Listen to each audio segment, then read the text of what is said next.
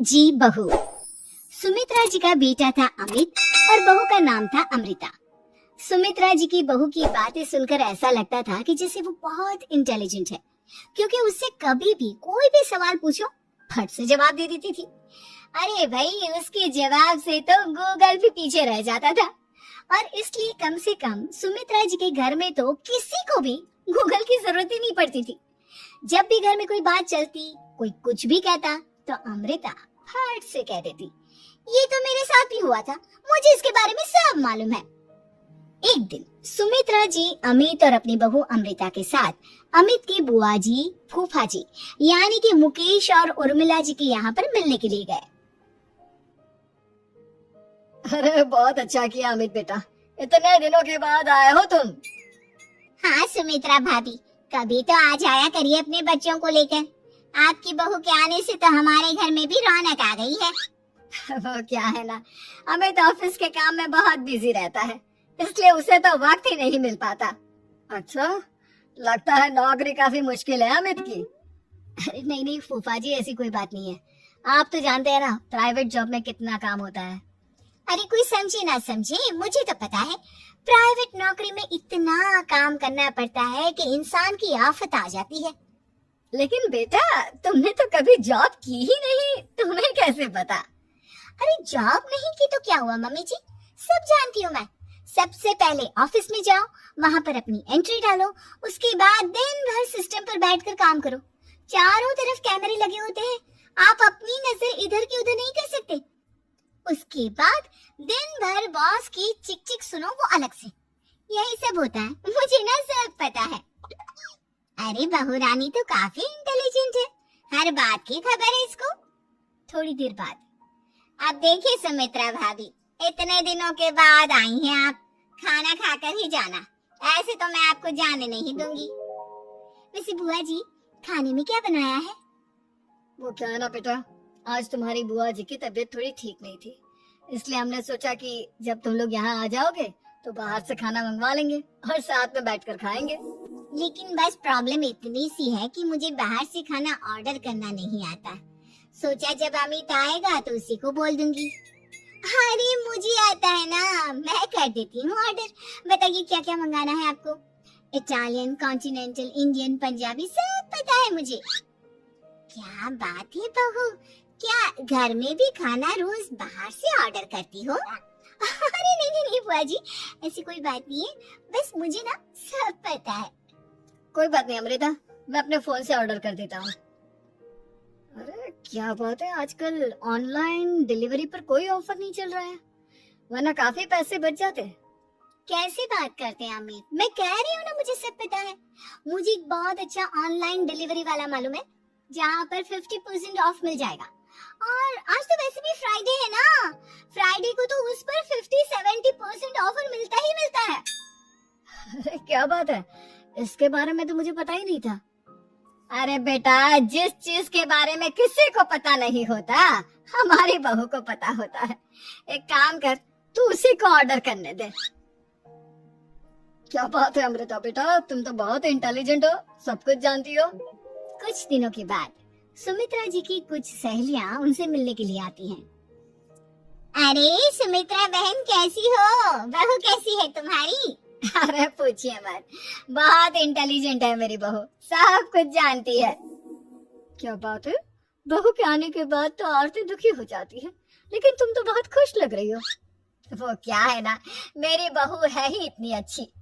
अरे तो बुलाओ ना, हमारे साथ बैठेगी, बातें करेंगी तो हमें भी अच्छा लगेगा।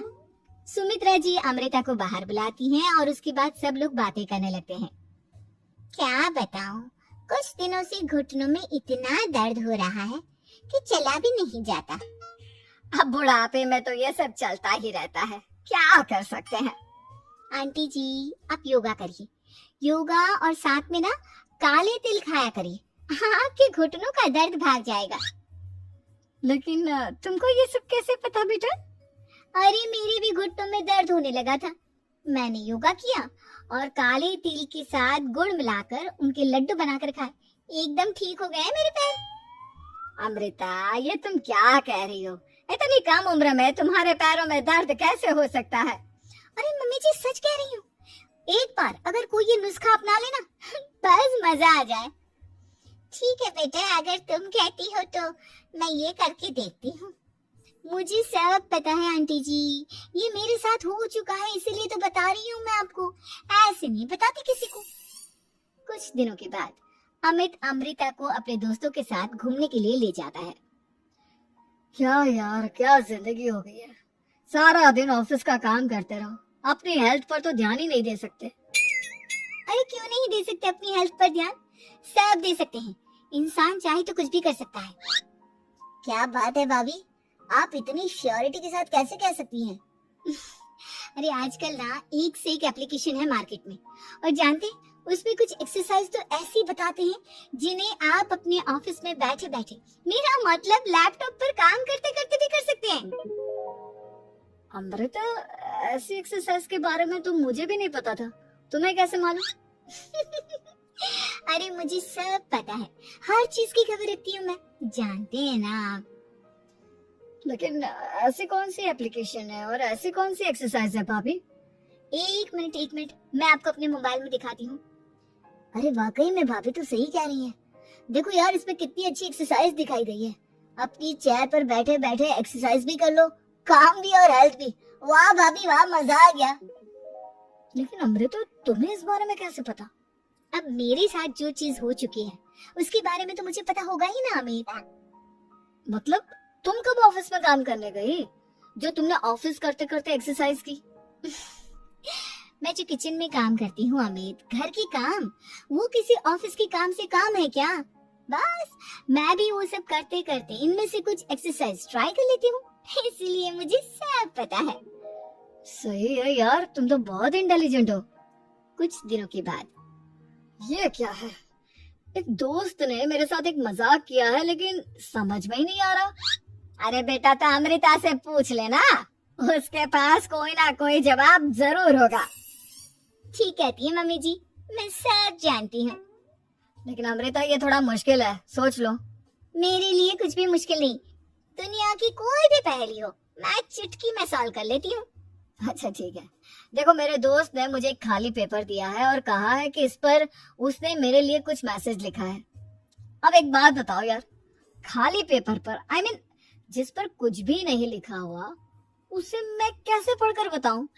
अरे बस इतनी सी बात, इसे तो मैं चुटकियों में सॉल्व कर दूंगी अमित। लेकिन कैसे बहू?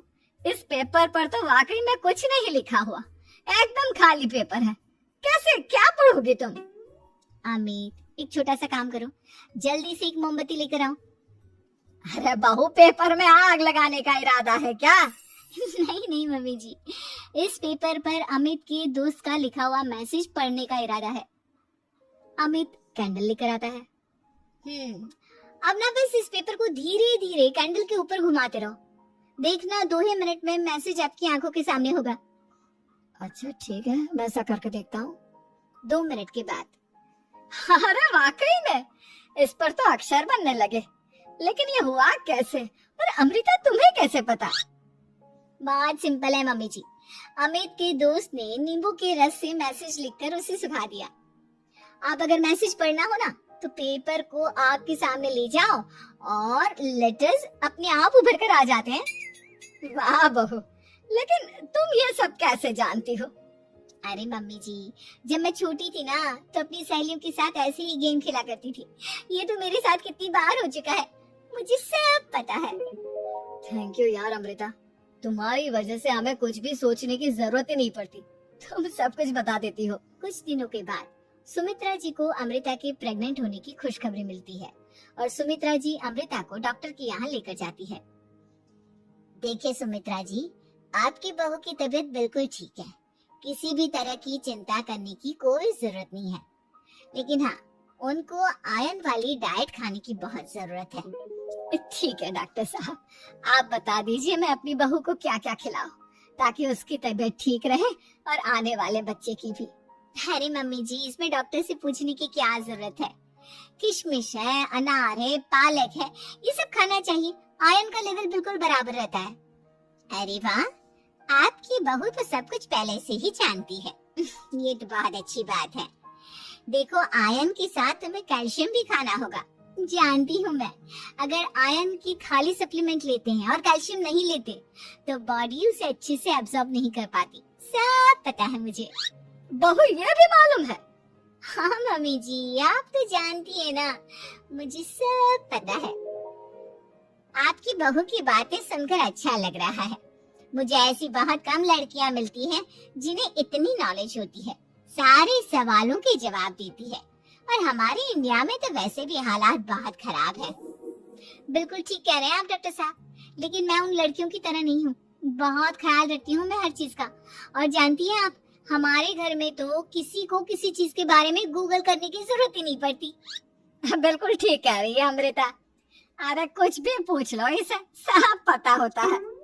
अरे वाह, तुम तो बड़ी कमाल की लड़की हो। चलो ये तो बहुत अच्छी बात है, लेकिन फिर भी डॉक्टर की सलाह पर पूरा ध्यान देना चाहिए। वैसे क्या चाहिए तुम्हें, बेटा या बेटी? अरे डॉक्टर साहब, कुछ भी हो जाए, बस बच्चा अच्छे से हो जाना चाहिए।